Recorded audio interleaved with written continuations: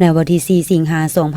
2026 นี้ท่านสนธนูธรรมวงศ์เลขาคณะบริหารงานภาคแขวงประธานสภาประชาชนแขวงได้เป็นเกียรติต้อนรับการเข้าเยี่ยมยามของท่านนางครังคณิตรักเจริญเอกอัครราชทูตแห่งราชอาณาจักรไทยประจำสาธารณรัฐประชาธิปไตยประชาชนลาวเพื่อปฏิบัติภารกิจทางราชการอยู่ที่ห้องหำห้องของแขวง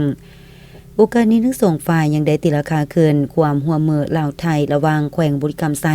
สาธารณรัฐประชาธิปไตยประชาชนลาวและบรรดาจังหวัดของราชอาณาจักรไทยที่ติดกับแขวงบุรีรัมย์ไซในการร่วมมือด้านต่างๆในระยะผ่านมาให้กันได้รับทราบโดยเฉพาะด้านการค้าชายแดนทั้งสองประเทศซึ่งปัจจุบันแขวงบุรีรัมย์ไซและจังหวัดบึงกาฬได้มีขั้วข้ามแม่น้ำโขงแห่งที่5ซึ่งมาได้สร้างเอื้ออำนวยความสะดวกในการคมนาคมค้าขายระหว่างประเทศและไปยังประเทศที่3ในการขนส่งสินค้าผ่านแดนให้มีความสะดวกว่องไวยิ่งขึ้นในเวียกงานป้องกันความสงบเรียบตามชายแดนลาวไทยระหว่างแขวงบุรีรัมย์ไซและจังหวัดที่มีชายแดนติดกับแขวงบุรีรัมย์ไซพร้อมทั้งเป็นการกาเกี่ยมตอนรับกองกฐินพระราชทานจากเจ้าชีวิตไทยที่จะมาทอดอยู่แขวงบุรีรัมย์ไซในต้นหน้าที่จะมาถึงนี้ในโอกาสนี้คณะผู้แทนทั้งสองฝ่ายยังได้มอบของขวัญที่ระลึกให้ซึ่งกันและกันเติมอีก